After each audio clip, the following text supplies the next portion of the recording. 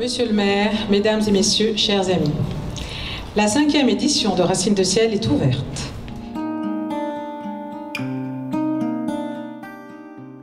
Cette année, les rencontres littéraires sont consacrées à la thématique du mythe et ont vraiment pour but de nous plonger au cœur de l'inconscient créateur.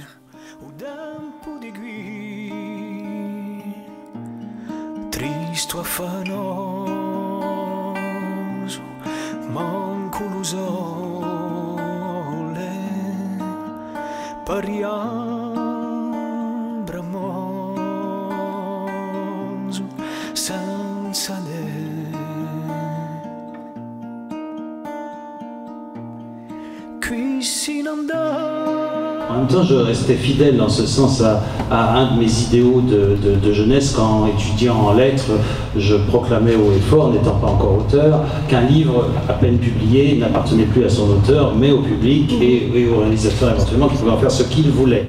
Il y a deux sortes d'écrivains. Il y a les écrivains effectivement très enracinés comme Faulkner, comme des gens comme ça qui ont besoin de rester toujours dans le même endroit. Et il y a des écrivains un peu plus différents qui, eux, sont dans le déplacement perpétuel, en exil. Et c'est un peu, je pense, le cas de Camus, mine de rien. Une femme du XXe siècle qui a une vie monotone d'employé de bureau, qui finalement...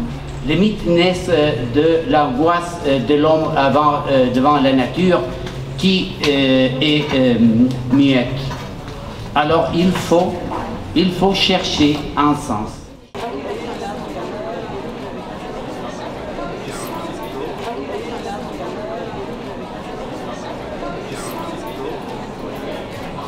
On a des écrivains comme les Azouz Begag, qui sont Philippe Grimbert, qui sont passés ici.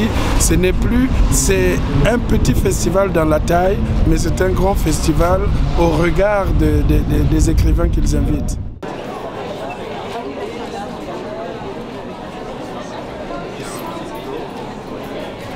Dévisse les verrous de la nuit aux quatre coins du monde.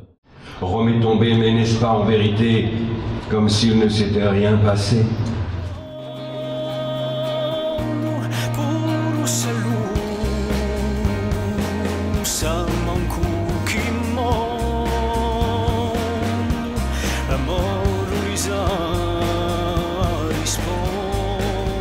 Et quand on voit même aujourd'hui, la dernière Palme d'Or, Adélaïde Keshish, est adaptée pas d'un livre, mais d'une bande dessinée de Julie Marot, donc Le bleu est une couleur chaude.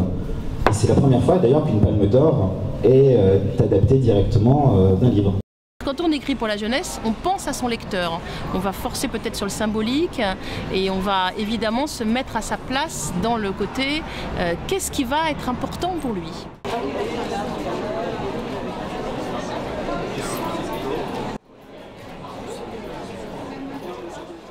J'ai vu effectivement les gens, c'est mon premier choc de guerre en fait fondamentalement, c'est-à-dire les unités de l'armée française qui rentraient en action avec des mitrailleuses et qui tiraient sur les gorges de Roumains. Là j'étais complètement effrayé.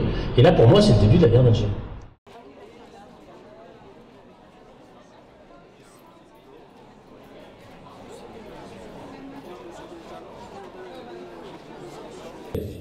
Voilà, merci à Benjamin Sorin qui